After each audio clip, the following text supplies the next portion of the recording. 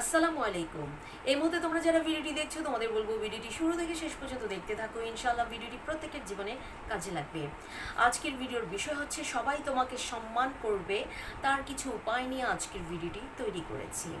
তো আজকের ভিডিওটি দেখতে থাকো, ইনশাআল্লাহ কাজে লাগবে। আজকের ভিডিওর 1 নম্বর পয়েন্ট হচ্ছে কথায় কথায় দাঁত বের করা যাবে না। আমরা যদি সবার কাছ থেকে সম্মান পেতে চাই তাহলে মনে রাখতে হবে কথায় কথায় বা অকারণে দাঁত বের করে হাসা যাবে না।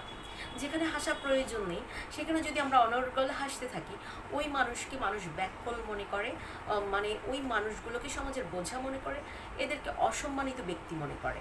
তো আমরা যদি সম্মান অর্জন করতে চাই তাহলে সেক্ষেত্রে হচ্ছে কথায় কথায় দাঁত বের করা যাবে না। নাম্বার 2, সময় নষ্ট করা যাবে না, সময়কে কাজে লাগাতে হবে।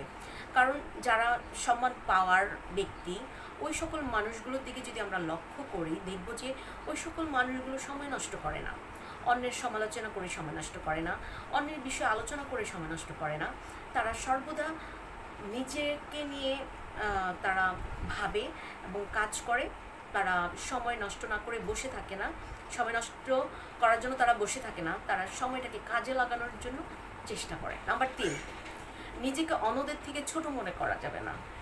আমরা অনেক সময় কী করি, আমরা অনেক সময় যদি কোনো একটা প্রোগ্রামে যাই, আমরা সুন্দর কিছু দেখি, সুন্দর কোনো মানুষ দেখি, মনে করি আরে ওর থেকে আমি কত নিম্ন পর্যায়ে, এরকম অনেক সময় আমরা চিন্তা করি। মানে হচ্ছে যে বিষয়টা বলতে চাই, নিজেকে কখনো ছোট মনে করা যাবে না, সব সময় মনে করতে হবে আমি আমার দিক থেকে সেরা। সো যে মানুষ নিজেকে সেরা ভাবতে পারে তাকে সবাই অবশ্যই সম্মান করবে।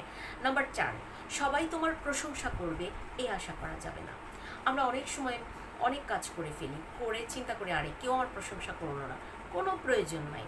তুমি যদি কোনো ভালো কাজ করে থাকো নিজের প্রশংসা নিজেই করো, এবং কি ভুল হলো কি কমতি হলো সেটা ফলো করো এবং নিজেকে উন্নত করো, আরও ভালো কাজ করো। দেখবে একটা পর্যায়ে সবাই তোমার প্রশংসা করবে, কারণ প্রশংসার আশায় থাকতে হবে না, সবাই প্রশংসা করবে।